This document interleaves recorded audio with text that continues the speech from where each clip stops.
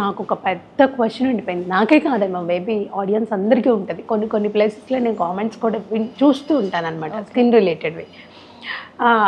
మనం హీరో కానీ హీరోయిన్ సెలబ్రిటీస్ని చూసినప్పుడు వాళ్ళ స్కిన్ మనకి ఇక్కడ ఎలా ఉంటుందో ఈవెన్ ఫింగర్ వరకు, లైక్ ఫింగర్ వరకు సేమ్ కలర్ మెయింటైన్ అవుతూ ఉంటుంది. ఇప్పుడు మిమ్మల్ని కూడా చూస్తే మీ ఫేస్ ఎలా ఉందో సేమ్, ఇంకా ఫేస్ కన్నా మనం అది ఇది టచ్అప్ చేసుకుంటాం, బట్ హ్యాండ్స్కి వాటికి ఏమీ చేయం కదా.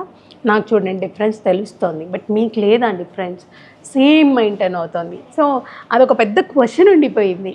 అది ఎలా మెయింటైన్ చేస్తారు ఏంటి, దానికంటూ ఒక బ్రైటింగ్ సెషన్ ఉంటుందా ఏంటి అనేది ఒక్కసారి. సో ట్యానింగ్ అనేది చాలా కామన్గా జరిగే విషయం అనమాట. అంటే సెలబ్రిటీసే కాదు, కామన్ పీపుల్ అని కాదు, ఎవరైనా సరే ఎండ్లోకి వెళ్తే కొంచెం ట్యాన్ అవుతారు. దీనిలో ఎక్సెప్షన్ ఏంటంటే గుడ్ జెనెటిక్స్ పీపుల్ అంత ఎక్కువగా ట్యాన్ అవ్వరు. బట్ ట్యాన్ అయినప్పుడు ఏమవుతుందంటే ఎక్స్పోజ్డ్ ఏరియాస్ ఒక కలర్లో ఉంటాయి, అన్ఎక్స్పోజ్డ్ ఏరియాస్ ఇంకొక కలర్లో ఉంటాయి. అలా న్యాచురల్గా అలా వచ్చేస్తూ ఉంటుంది సన్ ఎక్స్పోజర్ పెరిగే కొద్దీ.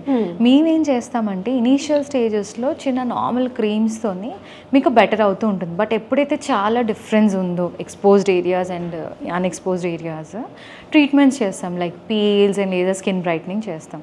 చేసినప్పుడు ఏమవుతుందంటే ఒరిజినల్ కలర్కి మ్యాచ్ అయిపోతుంది అనమాట. చాలామంది నా దగ్గరకు వచ్చి ఇంకోటి అడుగుతారు, మేడం నన్ను తమన్నా స్కిన్ టైప్ చేసేస్తారా, మిల్కీ బ్యూటీలా చేసేస్తారా అంటారు. But what we believe and what we say is every skin color is beautiful, every skin type is beautiful. Skin brightening ఎంతవరకు పాసిబుల్ అవుతుందంటే మన ఒరిజినల్ కలర్ ఏంటో అక్కడ దాకా ట్రాన్స్ఫర్మేషన్ పాసిబుల్. అంతేగాని ఏదో ఎక్కడో ఏదో చూసేసి ఎవరోలాగా అయిపోవాలనేది స్టాండర్డ్ కానే కాదు. అది wrong beauty standard. Right standard ఏంటంటే నా ఒరిజినల్ స్కిన్ టైప్, నేను టీనేజ్లో ఎలా ఉన్నానో అలా నేను ట్రాన్స్ఫార్మ్ అవ్వాలి అనేది right beauty standard. And that is 100% possible. That is what we do అని.